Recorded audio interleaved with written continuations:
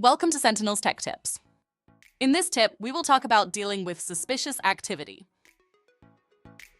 Sentinel Tech Tip of the Week: maximizing your CCTV system's potential. Ensure your CCTV system is working to its full potential by taking advantage of these key tips. Strategic camera placement. Place cameras at key access points, including gates, entrances, and driveways, to capture every movement in and out of the facility.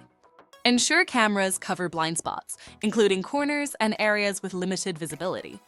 Camera maintenance. Regularly clean camera lenses to prevent dirt and weather damage from impacting video quality. Check connections and storage systems to ensure footage is being recorded and stored properly.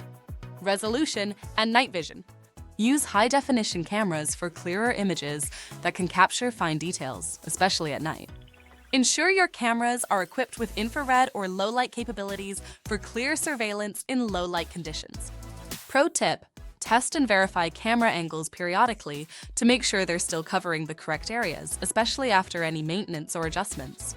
If you need assistance with optimizing your CCTV system or have any questions, feel free to contact us. Thanks for viewing our tech tip.